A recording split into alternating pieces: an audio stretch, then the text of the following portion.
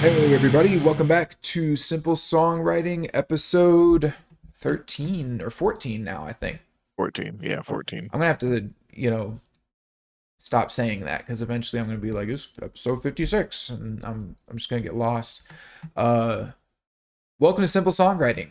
So we're gonna do another one of those kind of shorter episodes today. We're gonna be loosely talking about the new Linkin Park song, The Emptiness Machine. Pretty cool, pretty cool song. It's kind of it's the big story happening right now, and not even just rock music. I feel like everybody's talking about this, like everywhere. Yeah. I Like, like people that don't even like listen to Linkin Park like that, or like that I work with, or yeah, like know about it. yeah. My boss came out and was saying like, "Oh, did you guys hear about the new Linkin Park song?" And I'm like, "Dude, the song is absolutely killing it on Spotify. It's got like 32 million views already, and it's only been out. Damn. Yeah, it's only been out A like week? not even Not even? Yeah. 6 days. So yeah, I'm really excited to talk about that. I think the big story with it is, we've got a new singer, Emily Armstrong, and a new drummer, but we'll get into all of that uh in just a moment. Aubrey, you've been listening to anything new this week? Yes, actually. It was a good music week for me. Okay, okay. So, of course, I was listening to The Emptiness Machine. Um, Mm-hmm. I'd say I probably listen to it once or twice a day. Um, I like it, but Mm-hmm. Disney partnered up with a bunch of like pop punk bands, and they released an album called A Whole New Sound, which is obviously a play on The Whole New World. Um, Really? it's really just a bunch of Disney songs that are kind of, I guess, covered or reimagined by a bunch of different like alternative-ish bands from back in the day. I think alternative is the word to use. Oh my God, Maybe not alternative, but I'm like that looking at it pop punk. right. I'm looking at it right Yeah. now. So there's the Plain White Tees, Tokyo Hotel, Bowling for Soup, A whole. Mayday Parade, Yellow Card. Um, Can you feel the love so tonight with Simple Plan? yeah, That's wild. I have not heard about this. This is, it came out like last week as well. It's not been out. Well, I don't know if it was last week. It's recently come out because I've been actually waiting for it, low key. I won't lie. yeah. I did not know about this at all. What the fuck? Uh, Remember Me with Mayday Parade? Yeah, That's You'll Be in My Heart with Boys Like Girls. That is wild. Okay, I'm gonna have to check yeah. that out. That sounds super cool. Yeah, I had no clue that was a thing. Um, okay, sweet. Um, and then I discovered this band a while ago called The Warning. It's three sisters. They're a band from Mexico, I believe, is where they're from at least. Mm-hmm. Um, I've seen like little blurbs of them on Spotify, and I started listening to their album, Queen of the Murder Scene. Queen Um, of the Murder Scene. Okay. yeah. What's the name of Other the than artist? The Warning? The Warning, yeah. Oh, okay. Um, 2018. but yeah, that's like I think that's their first album, but they have another album coming out soon. It's nothing. It's just solid stuff. It's not like blow your mind or anything like that. Yeah. But it's just I think enjoyable, solid work. And then I've been listening to a lot of old Linkin Park, like Meteora and Hybrid Theory. Mm-hmm. Um, That good yeah, that good shit. Uh yeah. Hell yeah. But Yeah. what about you? I um I haven't listened to as much new stuff as I would have liked to, but I there's this artist that I got from my girlfriend that I kind of like, and I've been listening to her a little bit lately. Uh King Mala. Have you heard of her? I don't think so. She's pretty cool. I think that she overdoes. There's like that, new thing that girl singers will do where everything is like, oh yeah, like I don't know how to say it. Like Tell me a murder. You know what I'm talking about? That like Nope. there's this okay. Any if it's like a really common thing with a lot of girl singers right now where they like sound like they're singing. I think the way that it was phrased is it sounds like they're singing in cursive, like call me Oh, a martyr. Like okay. it's like Billie Eilish. They got it from the Billie Eilish thing, but they overdo it. So she kind of does that a little bit, but her music and her production is really cool. Like she's got the song Cult Leader, which I think is cool. She's got another song called She Calls Me Daddy, which is like it's fun. I It's interesting. wonder if keep talking. I'm wondering if I've seen her open for somebody before. I'm gonna look into her a little bit more. Interesting. Yeah, so I just think like as far as, general girl pop stars go, like she's pretty cool. And I like her sound, I like her vibe. Like it's definitely on the darker or not necessarily darker, but like more serious, like actually taking the music and the production and everything like very seriously. Like you can tell that she put a lot of work into it. And then aside from that, uh, I don't know if you saw, but Eminem announced the extended edition for the Death of Slim Shady coming out tomorrow night, actually. Oh, So I'm super excited for that. He just released the music video for Murdergram Deu, which is the collab that he did with LL Cool J. Honestly, I've been listening to that song a lot because I just think it's awesome. They both sound great. It's such an awesome collab. And the music video came out today, and it kicks ass. It's a super cool music video. So check it out if you haven't seen that. But yeah, other than that, and then obviously the Emptiness Machine. I've been checking out or listening to the Emptiness Machine. So did you find anything on King Mala? yeah, it's not who I thought it was, which is fine. Cool, cool. All right, well then, I guess on that note, you want to just jump into Emptiness Machine? Sure. So let's just start off. Well, here. So we want to try a few different things on the show in general for the listener to hear. So first, just in case people don't know, let's talk about Linkin Park for a quick second. Most people should know Linkin Park, but I want to give just a little bit of background. So Linkin Park was started in like the mid to late 90s. I think they were originally known as Hybrid Theory, and they began in California. uh, I'm not going to give the full history of the band, but essentially they were a massive, massive band because of all the different sounds and styles that they mixed together seamlessly. You had, techno, you had synth, rap, rock, metal, new metal, all of these things coming together seamlessly on their first few albums and all their albums really, but like really that first album or the first two albums was like those two albums felt like a huge landmark moment in music as a whole. Songs like In the End and Numb, and we already covered Faint on another episode, but Faint's a good one. Those songs were like game changers for all of music. Like everyone was influenced by Linkin Park. I don't know if you could be a musician after 2000 and not have some like inspiration or nostalgic love for Linkin Park. Um, yeah, so they were huge. They're a huge band. I'm sure you know who they are if you're listening to this. But yeah, they were made up with Mike Shinoda, who mainly did rap, but he also does guitars, keyboards, and synthesizers. Brad Delson, the lead guitarist, Joe Hahn, who did synths and turntables. Mr. Hahn, that's where that comes from. Then they had Rob Borden on drums and Chester Bennington. He was the big one.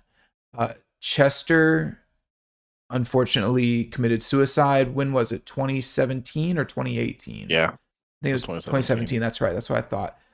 Yeah, Chester, the lead singer, he unfortunately committed suicide back in 2017. Chester, we've talked about singers before. I think, I think it's pretty safe to say Chester was genuinely one of the greatest singers of all time. Um, like he was incredible. like a next level talent. Um, so kind of stepping off of that a little bit, like, and losing him was felt everywhere. Like I remember when, I was at I was at my singer's house working on our album, and when we found out that he had passed, and it was a huge moment. Like we were literally just sitting there in shock, because he was such a huge presence, especially in my life. I know for my bandmates, them as well.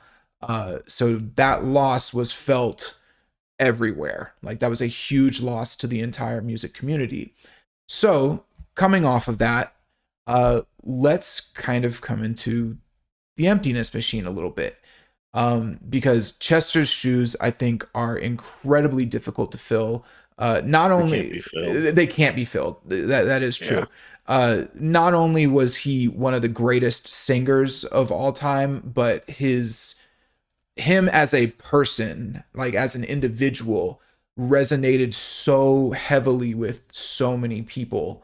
Um, yeah, you can't replace that. So I think that, before we even talk about this new song, I think we have to start with that. Like you can't replace Chester. Yeah. So with that said, you do still have a full band here, and we'll get more into, like, there's been a couple of band member switches, but the big thing is, what do we do about a lead singer? Because we still are Linkin Park. Like we still have these bands, we're still a band together. What do we want to do? Like, do we not want to play music anymore, or how do we want to approach this? So yeah, it's been 7 years. The Linkin Park, I think they called it quits. I mean, I think it was just done for a while. Um, I don't, it's funny. I don't quite remember what their statement was. I think for the most part, after Chester died, they were like, yeah, we're done. We're done. Uh, or like, we're not going to talk about moving forward. Let me see if I can find that actually, like what they specifically said they were going to do. I think it just says they went on hiatus. Shinoda has talked about doing some stuff. Regardless, here's the thing. They're back. They are back with this new song, The Emptiness Machine. They have a new lead singer, Emily Armstrong. She is from the band Dead Dead Sarah. Sarah. Yep, Dead Sarah. Uh, I've so seen Dead Sarah live. yeah, how were There, they? it was great. It was great. Yeah, So they opened for Bad Flower. I've actually never heard of Dead Sarah. This is my first time hearing about Emily Armstrong, to be fair. Before we talk about Emily real quick, I do want to note a few other band member changes. So we do have Rob Borden, the original drummer. He has sort of distant. He said to Mike Shinoda said in an interview that Rob wanted to kind of get some distance from the band. They didn't go into it with any more depth. There wasn't like a big. It doesn't seem like it was a dramatic or like an ill spirited thing. It might have just been he's just reached a point in his life where he doesn't want to do it anymore, and that's fine. So yeah, we've got Colin Britton on the drums, and then Brad Delson as well. He's been their lead guitarist since the beginning. He actually released a pretty interesting statement, and we were kind of talking about it before we started recording, where he hasn't left the band, but he basically said that he doesn't really want to tour anymore. He doesn't really like it, and he just prefers to be in the studio and working on stuff. So he now has Alex Feder filling in for him on the tours. I thought this was super interesting, and I'm not gonna lie, I can totally relate. I totally feel that as someone who has played in bands and played shows and stuff. It's such a it's two different, it's completely different worlds, and I do feel like there are different types of musicians. There's the ones who just love, they live to play live shows, and then you have the musicians that are like the studio guys who just want to sit in the studio. Like to me, Eminem would be like a studio guy. Like Eminem doesn't really play a lot of live shows. He'll do them, but Eminem to me is like a studio nerd. So yeah, I actually totally get it. It seems like everyone's cool with it. It's not like there's any ill will or that he's even out of the band. He's just literally was like, I don't really like doing it and I don't want to do it anymore. So yeah, fun stuff. Okay, but let's talk about the big one. Emily Armstrong. So Aubrey, let's hear it. What do you think? What do you think of her? So knowing like when they announced, I was like, oh, cool. And this was before I had heard the song. I was like, that's an interesting choice. Dead Sarah is a great band live. Granted, I'm basing this off of one performance, but I've also listened to all their albums. And I think their albums are pretty solid too. Mm-hmm. Um, so I think, I mean, it's tough to find somebody to, I don't want to even say fill that role because like you literally cannot replace Chester. This is not a replacement. This is like to me this is Linkin Park 2.0. It's kind of like Dimebag Um Daryl, right? Like yeah. you can't replace Dimebag Daryl, you Yeah. know? And I think so and that's even funny too that you mentioned that. Um I had my aunt went and saw Queen when they were touring with Adam Lambert and I was like, "Why? You're paying a lot of money to Hmm. see Adam Lambert sing Queen songs." And I was like, Freddie Mercury is another one of those voices of like you can't there's no other Freddie Mercury on planet Earth, right? Right. Like sure anybody can get up there, not anybody, but there are a lot of musicians who can get up there and play all the instruments, but nobody can play Freddie's voice. Like you know what I'm saying? Yeah. No, 100%. Um and so like have you actually seen any of the live footage that they've done from their from their few shows they've done with her as the front woman? I have. Um, so I have mixed thoughts on that. Yeah. So here, let's stick to just this song for Yeah. right now, and then we'll talk about the live footage. Okay. I mean, I think speaking in context of just strictly the song, I think it's a decent song. Um, I think it's hard to like. I'll be curious to see. I'm looking forward to the rest of the album. I want to see what else they do with her. Yeah, no. So my initial thoughts on just, I guess we can talk about initial thoughts on this song, real quick. Is I actually thought she sounded really good on the song. I thought that there's the big moment before the chorus where she says, "I let you cut me open," and she does it with that big powerful. And here I can actually play it real quick. I know what you're talking about, but Yeah, yeah, go ahead and play it. this is to me. This is like the big. It's the moment that's like going viral on TikTok. It's like the big, like oh shit, that type of thing. Let's see. That is the wrong song. Sorry. It's okay. Um, I think the well, I'm just gonna kind of talk a little bit while you search. Oh, sorry. I was Um, actually playing it. Spotify wasn't linked. Okay, so nobody heard. I accidentally played Faint. uh, First. Okay, here we go. wah, wah, wah. Wah, wah. But I did figure out how to reset the connection so we don't have to like exit out like we did last time. Oh my Yeah, God. yeah, yeah. Side note. I know the listeners aren't going to, hopefully, the listeners didn't notice, but oh my God, that Windrose episode, I had to do like 100 edits on it because of all the stuff that got cut out. Anyway, hopefully it sounded seamless. It took me like all Sunday. Anyway, all right, so let's check her out on here.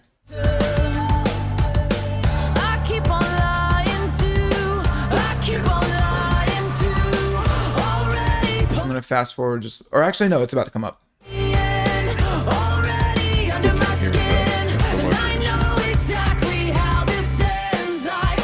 Still can't hear it though. That's the So yeah, there we go. So you can't hear it. Uh-uh. It's showing up on the thing, so I think everybody else can hear it. You're the Okay. yeah. Well, That's fine. That's I hear. if they can't hear it, I'll put it in. But I think that's the main part that I wanted to play anyway. So Well, do you want to play it again really quickly, and then we can edit out me talking over it? yeah, that's fine. Here, no, I can just cut you out. Okay. Okay. Cut you open underneath. Yeah. Okay, so anyway, that little moment when she says I let you cut me open just to watch me bleed, that is honestly, I think it was absolutely genius giving her that moment. I think that so first off, she can sing. Like she is a good Hmm. singer. She's a great singer. Sounds awesome. She's got grit. She's got umph.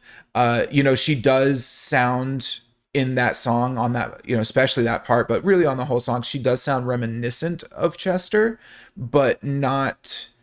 I don't get the sense that she's trying to copy him or like emulate him. Yeah. It sounds like it's her and she's doing her thing, and singing the way that she wants to sing, and it just fits and has those kind of those, it's like a little, it has similarities to Chester. um Yeah. so yeah, I think she sounds absolutely fantastic on the song. And giving like again, you could have approached this many different ways. Like you could have kind of hid her, or you could have put her in the background, or you could have made started her off with something a little bit softer, ease listeners into it. But I think really giving her that moment and letting her shine just for that quick, like, let you cut me open. That is, the truth is that's kind of a marketing move. It works great in the song, and we'll talk about that a little bit too. But right now, just bringing her in, introducing new people like me. I've never heard of Dead Sarah. I've never heard of Emily Armstrong. This is my first time listening. I thought it was great. It really, it let first off, there's a lot of versatility on the song. You get to hear her singing softly, you get to hear her belting out, so you hear the different voices that she has, and the range that she has, but also giving that big moment and like really letting her shine, was a very smart decision, and a really good one to bring people in, and like ease people in. So I want to give her props for her work on the song. Before we dive into the song further, do you want to talk about the live stuff a little bit? Yeah. We can. So, Um, you want to he- go first? yeah, I'll go first. I want to say real quick, like live shows, especially singing, like as when you have songs like "In the End" or "Faint" or "Breaking the Habit" that people have heard, for 20 years, and they're like ingrained in your childhood. It's always going to be awkward hearing somebody else sing it, like, and singing live shows, like, singing at live shows is always very tough. So I'm not prefacing this so that I'm not trying to like softball her here. She doesn't sound bad at the live shows, but I do think that she needs to put a little bit more work into some of the live stuff. I think that, again, she sounds great. She's a great singer. I'm not saying that it's bad, but I do think a little bit more work needs to go into it. Maybe I think there was a few songs where I noticed like it almost sounded like she was just getting winded. Maybe she wasn't prepared for that energy and the physicality of what it will take to sing a lot all those songs live. I know you can practice and practice and practice, but being up on stage is a totally different beast, and especially being up on stage with Linkin Park, um, yeah, it can be real tough. So I'm I want her to do well. I think that she will do well, but I do think the live show needs just a little bit more improvement. So that's kind of my thoughts. But with that said, as far as that goes, I do think she still is doing really well. I think there was a, oh, what song was it? It might have been Numb. I think she sounded really good singing Numb. I think that was the one where I was like, oh, she sounds great on this one. But then there was another one that I heard where I was like, I think it might have been Faint. I can't remember. Crawling, maybe it was Crawling. Um, but yeah, where I was like, okay, you need to practice that song a little more, or put it earlier in the set. Um, so yeah, those are my thoughts. What do you think? I think I largely agree with you. So it's again, I think you have to come from a with a certain perspective. It's not Chester. It's never going to be Chester, regardless of who they put in that role. Okay. Hmm.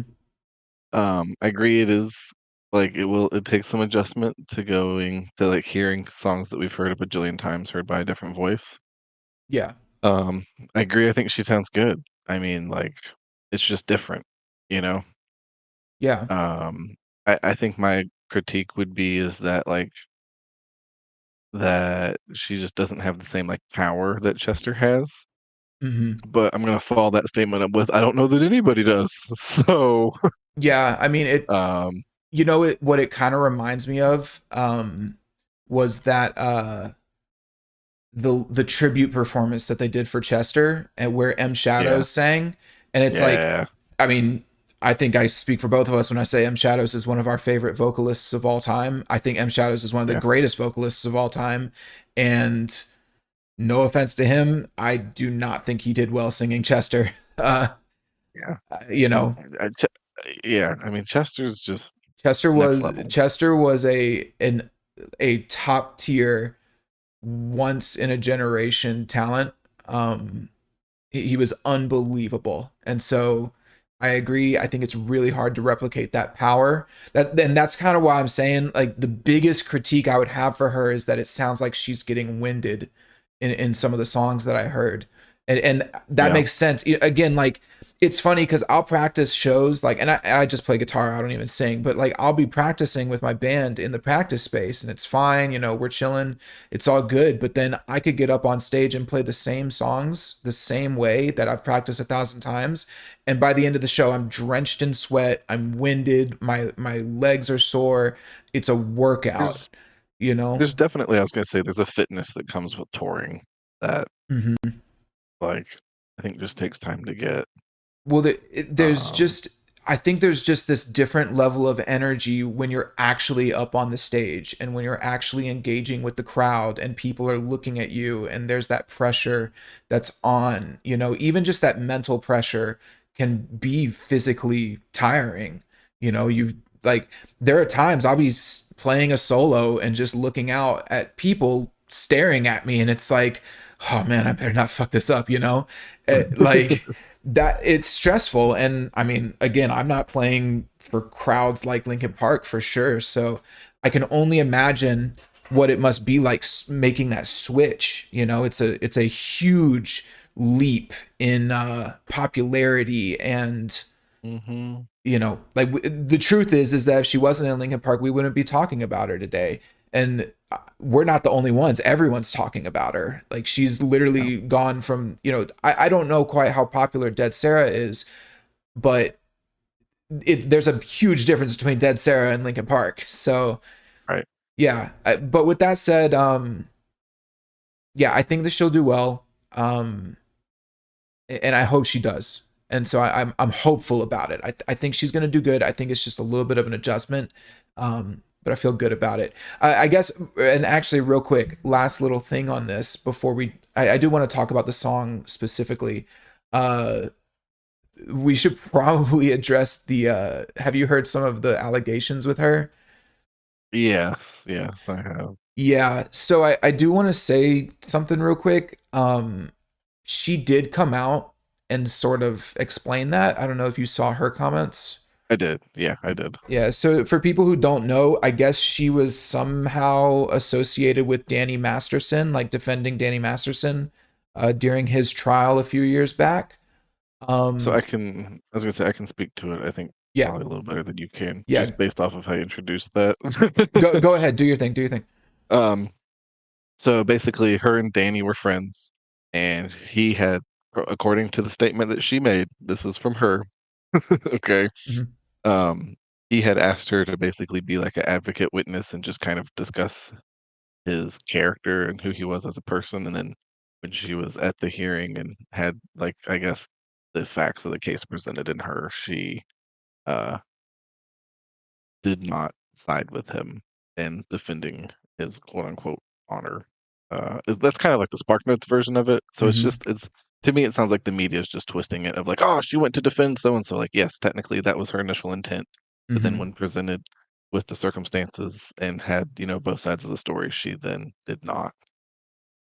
Yeah, definitely. And like, I think that case in particular, I feel like that case had a lot of that. I feel like there was a few people, because didn't Ashton Kutcher and Mila Kunis get into a little bit of trouble with that too? Um, like, That I don't know for 100% certainty. I feel like that case But I mean, that would make Yeah, sense. I'm pretty sure they did. Just in case y'all, like, listener doesn't know, Danny Masterson played Hyde on that '70s show, and so I'm almost certain that there was a few people who came out who were like, "No, Danny's great. Danny's awesome. There's no way this could be true." And then the facts of the case came out, and everyone kind of stepped back and was like, "Whoa, whoa, whoa, whoa!" Like, no, no, Yeah. no, and really, distance themselves from it as they should. So, and he was found guilty, and I believe he's in jail now. So, uh, Yeah, he's definitely in jail. yeah, so terrible stuff. But I do think that she came out, and you know her statement seemed genuine, and it's really all you can kind of say. I mean, it's like, yeah, he was my friend. Yeah. I He was my This is friend, like just and like a he said she said moment. Like it's their word against blah blah blah. Like right. So anyway, again, with that, I'm gonna give her the benefit of the doubt. She's saying now, like, I don't support him. I learned the facts of the case. I educated myself, and that's that. So there we go. I mean, if that's not enough, I understand, but that's just where we're at. So regardless, I feel good about her in Linkin Park. I'm excited to see what she does. And I'm excited for this album, actually. So real quick, knew I knew about this song, but I did not realize that they had already announced the album and the track list and everything. Um, the album art is sick. It's like this weird purple pinkish goo uh thing, but it looks super cool. The album is called From Zero. I think a pretty fitting album title for where they're at as a band, if I do say yeah. so myself. Um, One of the things that stuck out to me when I was looking at it was actually that the album is extremely short. It's 11 songs, 10 if you don't include the like 20-second intro, but the album is only 31 minutes long. Uh, yeah, I don't know. What do you think about that? Short albums are always kind of interesting to me because I made one. Um, So I think to us that feels short, but looking at Meteora and Hybrid Theory right now, Hybrid Theory, the deluxe edition with the 1, 2, 3, 4 bonus tracks is only 55 minutes, and mhm. Meteora is 36. 45 minutes with 2 bonus tracks. So they're both probably in the realm of about half an hour long. Yeah, so I'm looking at like Meteora, just the original is 36, and oh come on, where is hybrid, there it is. Hybrid Theory, yeah, 37 minutes. So Yeah. yeah, which I mean, honestly, that kind of makes me excited because one of the things I loved about those two albums was how dense they were and like just filled to the brim with. They don't feel like 30-ish minute long albums. No, and that's kind of what I mean. Like, I don't, to be clear, I don't think that a short album is necessarily a bad thing. Like I said, I've released a short album. My band released a 27-minute album called Malevolent, and a little promo there. Haha. But usually it's for kind of a, like, the reason we did it was because we wanted to like we were focused on making these like 2 to 3 minute songs, but like packing them full with content and making sure they were like fulfilling and satisfying on like a short scale or a smaller scale. Um, and that's similarly one of the things that I like from Linkin Park is I like their shorter, more filled to the brim songs. So I'm excited, and I think this song in particular is a good. If this song is an indication of what the album will be like, I'm excited for the album.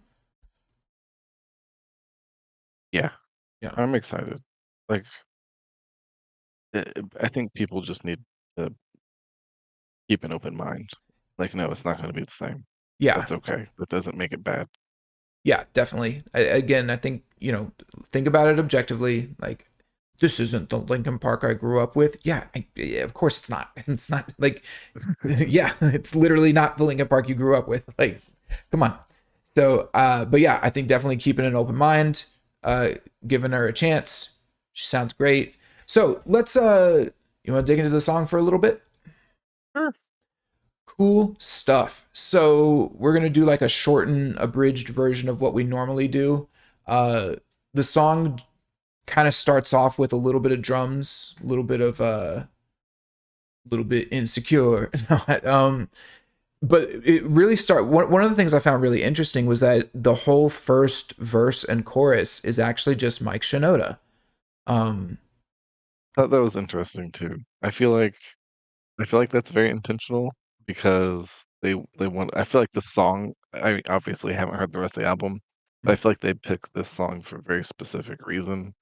I so feel like part of it we'll say has to be because Mike starts, and you're like, it's a familiar thing, one hundred you know? percent, 100%. So actually, what I was going to say is that uh, this song is the first, on the album. You have the From Zero intro, which is 22 seconds, and then you have this song. So this is the first song on the album, which I actually love. I love it when bands do that. One of the things that drives me nuts about some bands is that they'll release like songs that are later in the album as singles, and I always hate that because it's like you're listening through the album for the first time, and I always listen through all the songs even if I've heard them before, but it's like I don't know. I feel like you should save your better songs for later. Like the first song obviously should be great, and it should set the tone for the album. But I want the album to be the surprise. I want that to be like the meal, you know. Um. So with that said, yes, I think what you're saying is completely correct. I feel like this song is a marketing song to me. It's a good song. Don't get me wrong. You can have a good song and still make it like a marketing song, but this song is definitely intentionally made to like bring new listeners you know, into the new Linkin Park album and kind of ease them in. So I think starting with Mike Shinoda, there's definitely like that nostalgic element because I mean, we all know Mike. We all know his lyrics and his voice. Um, One thing I don't know why, that whole thing. So it's like hearing him do it, but to be fair, it is like a softer verse, and it's a softer verse and chorus as well. Like the drums don't really come in until after he finishes.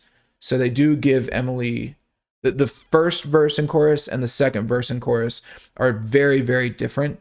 um so it doesn't feel like they're just what's the point I'm making? They're not like copying and pasting and just saying, all right, Mike, you go here and she goes here. It's like they're still building the song. It's not just like a marketing thing. They're building the song up and letting her, since she has the more intense voice, sing the more intense verse and chorus. Does that make sense? I kind of got a little ranty there, but yeah. You still there? Yep. Okay. Um anyway though, yeah, this song, I think hearing Mike first is like, okay, this is the Linkin Park I grew up with. This is my Yeah, yeah. yeah. So, but I will say the lyrics are all super cool in this song. I actually really like the lyrics. He says your blades are sharpened with precision, flashing your favorite point of view. I know you're waiting in the distance, just like you always do. Um, yeah, that's pretty cool. Those are pretty cool lyrics. I think he comes in. Let's see. Let's play it real quick. We have the technology. So yeah, they do have those drums in the background. Can you still not hear it? No, I can't, but it's okay. All right. I'm pretty familiar. I'd be surprised if you talk about something I don't know. Okay, cool. Then yeah, let's just go through some stuff real quick. So they've got these really cool drums in the background, and then this piano, which I love. I actually love here, hold on.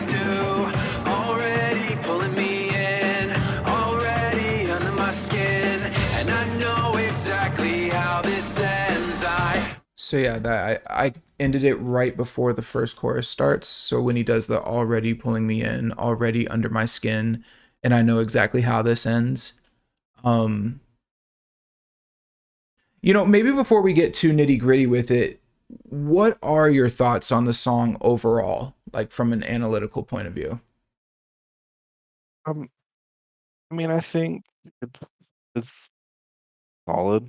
I don't think it's like to me, I would think this would be like a song off of anything after Minutes to Midnight. This, Hmm. like, if that makes sense. No, that makes sense. Um, it's not a song that blows me away. I don't think it's a bad song. I don't think I would be very surprised. God, I hope this is not my favorite song on the album. Um, Yeah. I think it's, we talk about playing it safe. I think this is like at the same time, in the same way that this is a safe song, it's also not a safe song, but that's because Emily's on it. Right. Like any song they would have released, I think, I would say the same thing for the most part. Hmm. But it is a very familiar Linkin Park feeling to me, at least. I think that's a pretty good way of putting it, actually, is that it's like it's kind of like a safe song, but it's not possible for them to have a safe song with someone who's not Chester. So I think this song it's kind of weird, right? Because I was saying earlier, like this song is almost like a marketing song, which it is. Like, do not Yeah. misunderstand. Maybe let me clarify this real quick for the listener. When they were making this song, they 100% were thinking, how do we introduce new people to you? Like, to Emily, how do we get, bring this new singer in and kind of ease people into this new singer because it's going to be jarring. Everyone loved Chester. How do we do this? So there is this meta element to this song that I think is unavoidable when you're talking about it, right? So, or not unavoidable when you're talking about it because you can analyze the song without looking at the meta element, but it is ingrained in the way that they decided to write the song. I think that's a better way of putting it. So Yeah. with that said, like if we kind of ignore all of that and we like, all right, fine, we understand that that's what their mission with this song was to do. They still wanted to make a good song, so then let's look at the song like objectively and let's talk about it. I kind of agree with you. I don't think this is going to be my favorite song on the album, and I hope that it's not. I think that this song it does feel safe. It's pretty standard. There's nothing that's like blowing my mind, but it's also, I think this is important. I don't think it's a bad song at all. I actually think it's a pretty solid song. Um, I think there's lots of really cool elements. I think having like in Mike Shinoda's verse, having those like background drums, that's cool. Like that's an interesting thing to do musically. Like record the drum part and then just put a filter on it so that it has this, distanced sound to it. That's cool. I think that the piano chords, they're like quarter note piano chords during the chorus of during Mike Shinoda's chorus. I think those are super cool too. They are, they sound epic and grand, but they also kind of build tension too, the way that they're set up. Here, let's listen. I'm gonna play that real quick. You cut me open Bum just bum to watch me bum bum. bleed. Gave up who I am for who you wanted me to be. Don't know why I'm hoping. So yeah, like those chords there, I think are super impactful, really cool. And then just everything that Emily does, just having her on the song, giving her some space to sing, softly, but then allowing her to have that moment to go all out, uh, from like just a pure vocal performance angle. She sounds great. Like I think she sounds better, and like her performance on this song is better than a lot of the radio rock songs that I hear. So yeah, like it is a good song. I think I would agree with you. It's not like blowing my mind. So yeah, let's see. I don't know how much. Let me think. Without again, I want to keep it more discussion based since we don't have a ton of time today. I apologize to the listener. We're running on a tight schedule today. But was there any other notes that you had for this song or that you wanted to talk about with it? I mean, feel like I've hit my main points as far as, you know, what I don't want to say what's worth discussing because that sounds bad. But I mean, I think for our general purposes of today's episode, I feel like the big things we've addressed from my end. Yeah, no, I feel similarly. I think again, the okay, Emily does a great job during her chorus. The bridge goes, I only wanted to be part of something. They just repeat that over and over again. It sounds good. Like none of it sounds bad or out of place. It all works, but I think, again, it's a pretty standard song: verse, chorus, bridge, chorus.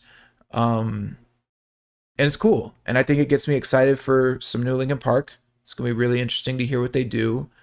So yeah, I think I've hit most of my marks as well. So it'll be interesting. I'm excited. I- I'm glad we don't have to wait like a freaking year for it. Like they're like, here's your single, album comes out in like 2 months.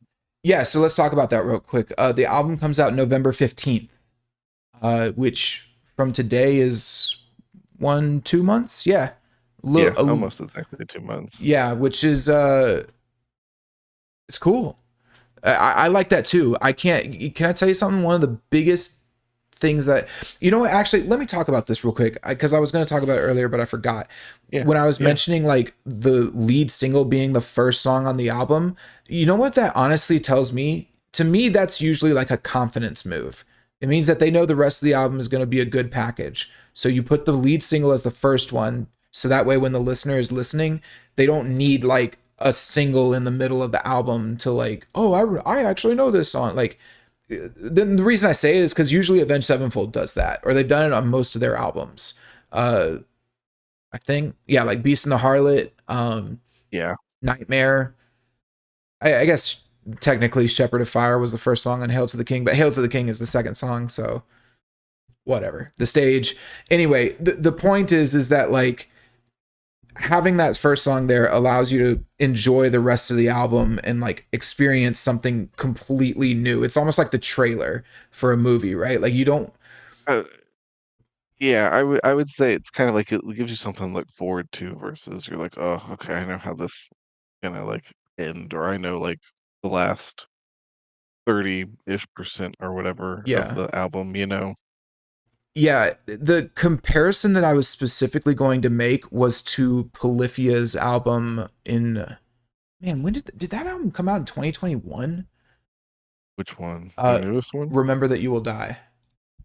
I think it was. I'm looking it up right now. I think it was 2022. It was 2022. Yeah. Yes. So they released Playing God as the first single for that album in like April or May. And the album came out at the end of August. And when I tell you that wait was just the worst thing ever, like and so that wait coupled with the fact that they released the last song on the album as a single, I was so excited for that album. And I've got to say, I still think it was a good album, but I really felt like they shot themselves in the foot on that album with the way that they rolled it out. First off, they teased it from so his Playing God came out in May. So they teased it for like 4 years, and then the album ended up being like extremely short. Like, let's see, how long was it? It was 39 minutes, which, I mean, again, I know we were just saying that's not necessarily like that short, but some of the songs were a little bit disappointing. They released, I think 2 of the last 3 or 4 songs on the album were released as singles. They had 4 singles and only 12 songs on the album. So you had already heard a third of the album by the time it came out. And, I guess the point I'm making is that when you're looking at an album rollout and you're thinking about that and like how you're going to do it, like don't release the end of your album as a single. it just ruins the climax. You know, that's supposed to be the big finale, right? And then when you're listening to an album for the first time and you've already heard the big finale, it ends with a whimper, not a bang, you know? So Yeah, I think that, and when bands like release so many singles, like they release like half the album, and you're just kind of like, I feel like, what do I even have to look forward to? again, it's kind of insecure, right? It's like we don't think that people are actually, we don't think the album's going to be able to stand on its own, so we need to get that hit single, right? Which is so strange for a band like Polyphia. I know it's random. We're doing like a random Polyphia tangent, but it's like they're such a skilled, awesome band, in my opinion. And so I don't understand why they felt the need to do that or market their album that way. It was very strange. You know, people want to listen to their album. Like their fans are the types of fans that want the full album experience. So Yeah, anyway, random side note. I guess I want to make that comparison between like, you know, what I think Linkin Park are doing, which is, and again, Linkin Park is one of the biggest bands in the world. They could quite frankly do anything that they want, especially with this album being like, don't call it a comeback, but kind of, you know. Uh, yeah, so it's like they really could do just about anything, but I think that what they're doing is very smart. 2 month timeline, uh, the lead single is the first, full song on the album. They'll probably release another single or two.